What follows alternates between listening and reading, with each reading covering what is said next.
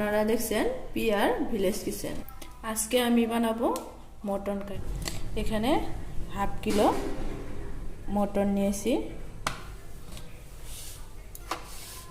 উপকরণে থাকছে পাতা, গোটা জিরে, একটা শুকনো লঙ্কা, পেস্ট করা আদা রসুন, টমেটো পেস্ট, এখানে হচ্ছে জিরে আর শুকনো লঙ্কা পেস্ট, গরম মশলা, ধনে কুচানো। সঙ্গে নিয়েছি কুচানো পেঁয়াজ, রসুন, গোটা রসুন 3টে, পেঁপে, আলু 3টে কেটে নিয়েছি। কড়াই বসিয়ে দিয়েছি, এখানে দিব তেল।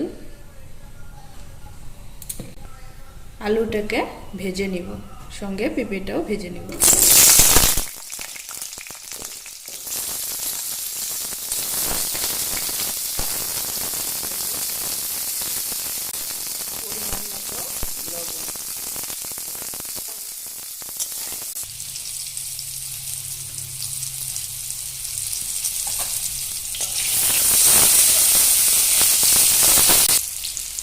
হয়ে আসছে, নামায় নেব।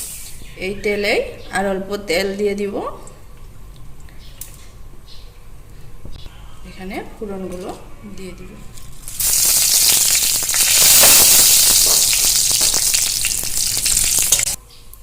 এবার পেঁয়াজ রসুনগুলো ভেজে নিব।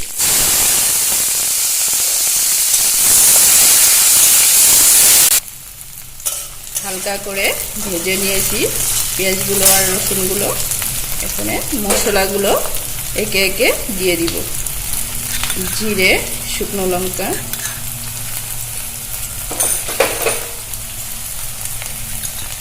আদা রসুন পেস্ট, টমেটো পেস্ট। এই মশলাটাকে খুব সুন্দরভাবে কষিয়ে নিব।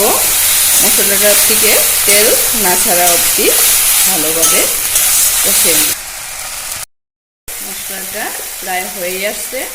এখন আমি পরিমাণ মতো লবণ, হলুদ, চিনি দিয়ে দিলাম। আর খানিকটা সময় কষিয়ে নিব। এতে মাংসটাও দিয়ে দিব।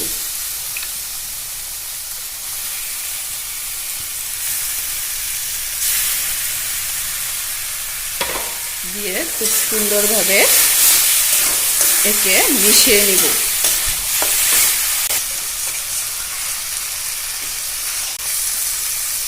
এই যে খুব সুন্দরভাবে মশলাটার সঙ্গে মাংসটা মিশিয়ে দিয়েছে। খানিকটা সময় নাড়াচাড়া করে এতে আমি আলুগুলো দিয়ে দিব।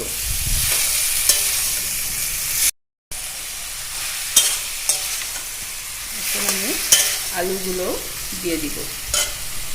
রসুন 3টে, আলু, পেঁপে দিয়ে খানিকটা সময় কষিয়ে নিব।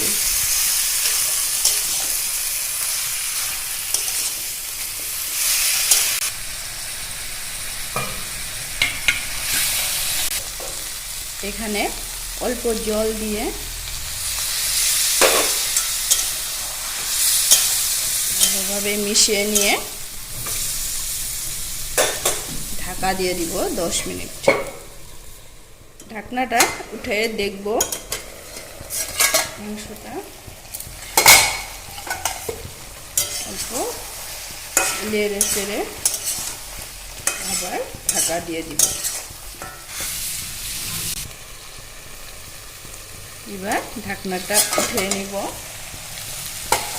উঠে নাড়াচাড়া করে মাংসটা প্রায় হয়ে আসছে।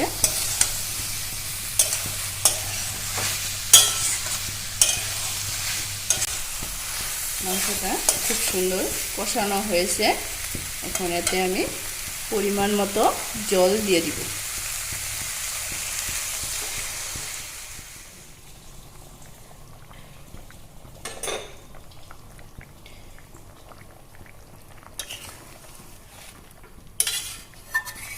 আর 10 মিনিট হতে দিব।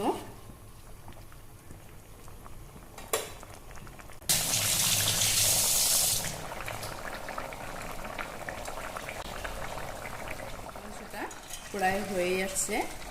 মটনটা এখানে ধনেপাতা কুচানো দিয়ে দিব, দিয়ে গরম মশলাটাও দিয়ে দিব, দিয়ে আর অল্প টাইম একে হতে দিব।